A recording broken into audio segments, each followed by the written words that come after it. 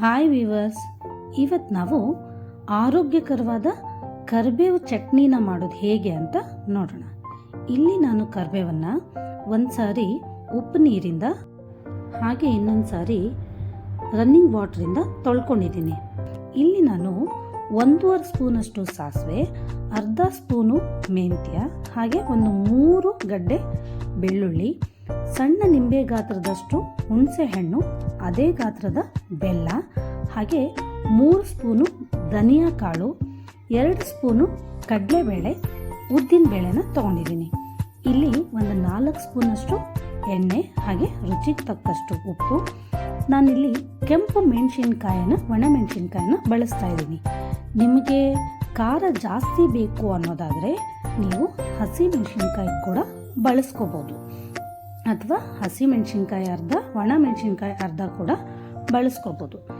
ಈಗ ನಾನು ಹೇಳ್ತಾ ಇರೋ ಕ್ವಾಂಟಿಟಿ 2.5 ಕಟ್ನಷ್ಟು ಕರಿಬೇವು ಸೊಪ್ಪಿಂದ ಮಾಡೋ ಚಟ್ನಿಗೆ ಬೇಕಾಗಿರೋ ಪದಾರ್ಥಗಳು.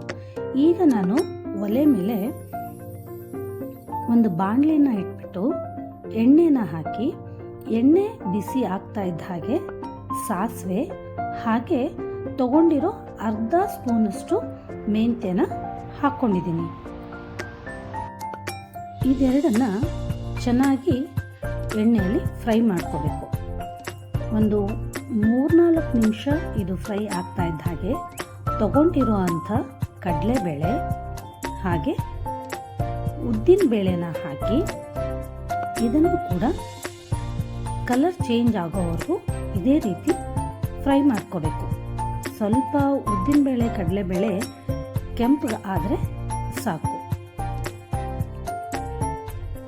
ಈ ಕಡಲೆಬೇಳೆ ಉದ್ದಿನಬೇಳೆ ಫ್ರೈ ಆಗ್ತಾ ಇದ್ದ ಹಾಗೆ ನಾವು ತಗೊಂಡಿರೋಂಥ ಧನಿಯಾ ಕಾಳುಗಳನ್ನು ಹಾಕಿ ಫ್ರೈ ಮಾಡ್ಕೋಬೇಕು. ಇದೆಲ್ಲವೂ ಚೆನ್ನಾಗಿ ಫ್ರೈ ಆದಮೇಲೆ ಇದನ್ನು ಒಂದು ತಟ್ಟೆಗೆ ತೆಗೆದು ಪಕ್ಕಕ್ಕೆ ಇಟ್ಕೊಳ್ಳೋಣ.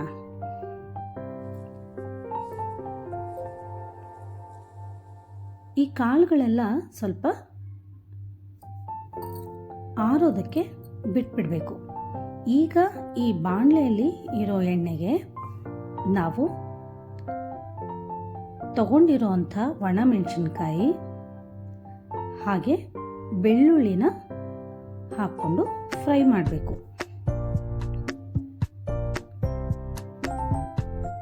ನಿಮ್ಮ ಮನೇಲಿ ಇಂಗಿನ ಟೇಸ್ಟು ಇಷ್ಟ ಆಗುತ್ತೆ ಅನ್ನೋದಾದರೆ ನೀವು ಈ ಟೈಮಲ್ಲಿ ಇಂಗನ್ನು ಕೂಡ ಬಳಸ್ಕೋಬೋದು. ಒಣಮೆಣಸಿನ್ಕಾಯಿ ಮತ್ತು ಬೆಳ್ಳುಳ್ಳಿ ಫ್ರೈ ಆಗ್ತಾ ಇದ್ದ ಹಾಗೆ ನಾವು ತಗೊಂಡಿರೋ ಅಂಥ ಚಿಕ್ಕ ನಿಂಬೆ ಗಾತ್ರದ ಹುಣಸೆ ಹಣ್ಣನ್ನು ಹಾಕಿ ಹಾಗೆ ಕರಿಬೇವನ್ನು ಹಾಕಿ ಚೆನ್ನಾಗಿ ಫ್ರೈ ಮಾಡ್ಕೋಬೇಕು. ಈ ಕರಿಬೇವನ್ನು ನಾವು ಫ್ರೈ ಮಾಡುವಾಗ ನಿಮಗೆ ಎಣ್ಣೆ ಸ್ವಲ್ಪ ಕಡಿಮೆ ಇದೆ ಅಂತ ಅನಿಸಿದರೆ ನೀವು ಇಲ್ಲಿ 1-2 ಸ್ಪೂನು ಎಣ್ಣೆನ ಹಾಕ್ಕೋಬೋದು. ಈ ರೀತಿ ಕರಿಬೇವೆಲ್ಲ ಬಾಡಿದ ಮೇಲೆ ಇದಕ್ಕೆ ನಾವೀಗ ತಗೊಂಡಿರುವಂಥ ಬೆಲ್ಲನ ಹಾಕಬೇಕು.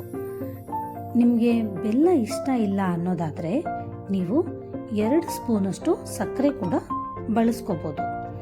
ಈಗ ಇದಕ್ಕೆ ರುಚಿಗೆ ತಕ್ಕಷ್ಟು ಉಪ್ಪನ್ನು ಹಾಕ್ಕೋಬೇಕು. ಇಲ್ಲಿ ನಾನು ಪುಡಿ ಉಪ್ಪನ್ನು ಬಳಸಿದ್ದೀನಿ, ನೀವು ಬೇಕಾದರೆ ಕಲ್ಲುಪ್ಪನ್ನು ಹಾಕ್ಕೊಳ್ಳಿ. ಈಗ ನಾವು ಹುರಿದಿಟ್ಟಂಥ ಕಡಲೆಬೇಳೆ ಉದ್ದಿನಬೇಳೆನ ಮಿಕ್ಸಿ ಮಾಡ್ಕೊಂಬರೋಣ. ಈ ರೀತಿ ಪೌಡ್ರ್ ಆದರೆ ಸಾಕು. ಇದೇ ಮಿಕ್ಸಿ ಜಾರಿಗೆ ನಾವೀಗ ಹುರಿದಿರೋ ಅಂಥ ಈ ಕರಿಬೇವು, ಒಣಮೆಣಸು, ಬೆಳ್ಳುಳ್ಳಿ, ಹುಣಸೆ ಹಣ್ಣಿನ ಮಿಶ್ರಣನ ಹಾಕಿ ಇದನ್ನು ಕೂಡ ಮಿಕ್ಸಿ ಮಾಡ್ಕೊಳ್ಳೋಣ. ನೋಡಿ, ಈ ರೀತಿ ಪೇಸ್ಟ್ ಆಗಬೇಕು. ಈ ರೀತಿ ಪೇಸ್ಟ್ ಆದಮೇಲೆ ಈಗ ನಾನು ಬಾಣಲೆಯಲ್ಲಿ ಮತ್ತೆ ಒಂದು 3 ಸ್ಪೂನಷ್ಟು ಎಣ್ಣೆನ ಕಾಯೋದಕ್ಕೆ ಇಟ್ಕೊಂಡಿದ್ದೀನಿ.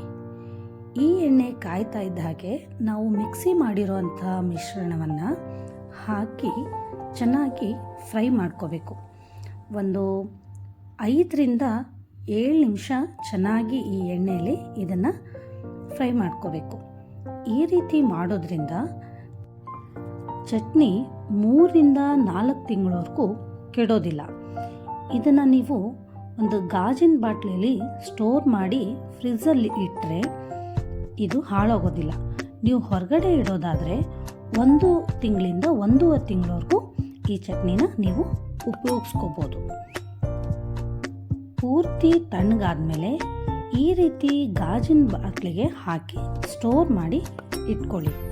ಇದು ಚಪಾತಿ ಜೊತೆ, ರೊಟ್ಟಿ ಜೊತೆ, ರೈಸ್ ಜೊತೆ ತುಂಬ ಚೆನ್ನಾಗಿ ಇರುತ್ತೆ. ನೀವು ಕೂಡ ಮನೆಯಲ್ಲಿ ಮಾಡಿ ನೋಡಿ. Thank you.